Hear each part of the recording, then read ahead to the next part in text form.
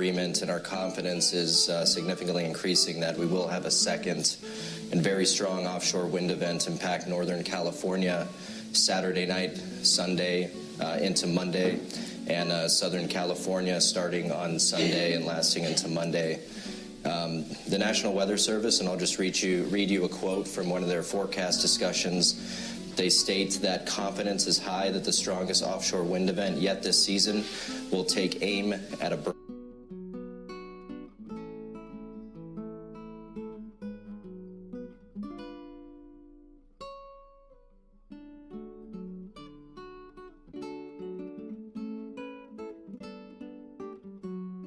swath of Northern California late Saturday into Sunday. Internal confidence statistics indicate offshore winds on the order of 4.3 to 5.2 standard deviations above the normal. They go on to state that usually 3.5 standard deviations is falling within record territory. You can read that, and I encourage everyone to go to weather.gov for the latest information there. Our other agency partner that we coordinate with is Northern Operations Predictive Services. They are also indicating high risk due to very strong winds, low relative humidity, and dry fuels, and that critically dry fuel moistures are expected. So, so PG&E Meteorology and our data science teams continue to closely study the upcoming event, and we plan to put it, and we're trying to put it in historical perspective. We do think that it will be the strongest offshore wind event this season by a large margin, and if models are correct, possibly the strongest offshore winds that we've seen in years.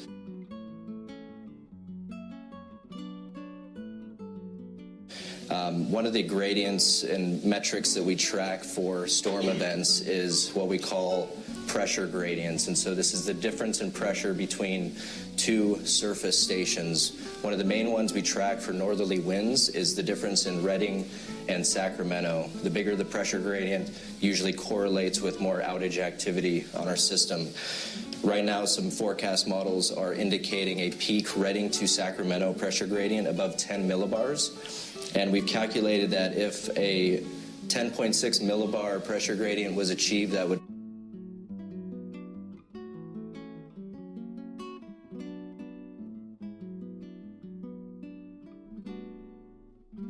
roughly, that would equate to a 1 in 15 year return period event.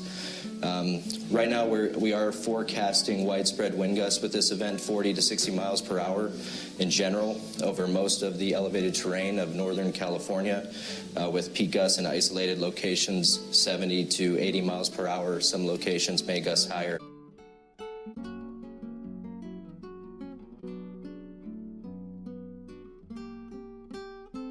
The map that I'm showing you on the screen is our internal outage producing wind index model. It was constructed with 30 years of high resolution wind data. Over 5 billion data points were analyzed to determine what wind speeds manifest across our service territory over the past 30 years, and it helps us put these events in historical perspective.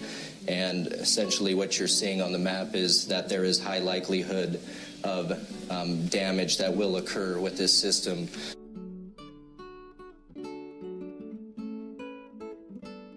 So I do expect to, based on wind speeds, based on everything I'm seeing, that this event will be a very serious event, and one we need to be paying very close attention to.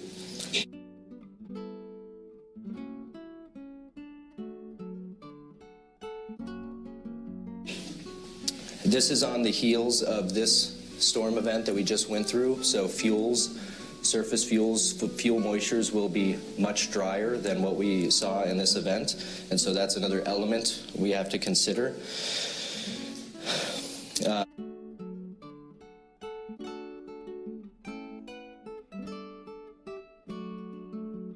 And I'll leave you with that. We do continue to closely coordinate with county, state, and federal forecast agencies. We're partnering daily on interagency calls, as I've mentioned in previous briefings. And I do want to close by personally thanking the National Weather Service and Predictive Services for, first of all, their excellent services that they provide to the public in general.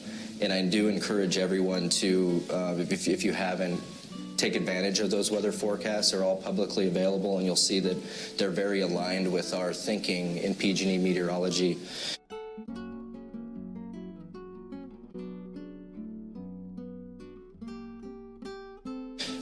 And I do want to thank them also for allowing us to coordinate and come into alignment on this upcoming weather event, which will be a very difficult period for all of us Californians. So I'll leave it there.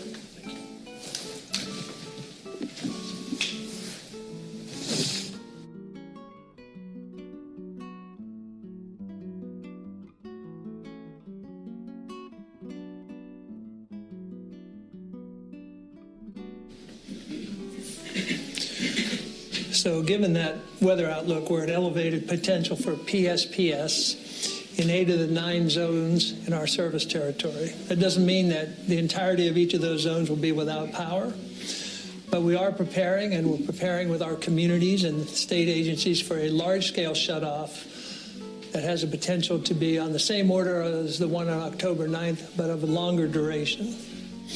So earlier today, we began notifying customers in areas where potential shutoffs could start as early as Saturday. And those regions are the Sierra Foothills, North Bay, Peninsula, Central Coast, East Bay, and Humboldt. We've also started our notification process that starts with Cal OES, state agencies, counties, cities, and customers. Our protocol indicates we provide at least 48 hours notice, so we're meeting that protocol for this event as we did in the current event. We would then provide 24 hours notice and again 4 hours notice before a shutoff. So we achieved that in this event, and we'll do so in the next event. So in addition to the notifications, we're preparing in full force for this event. All that said, we continue to monitor the weather, and we'll incorporate any changes of that into our plans.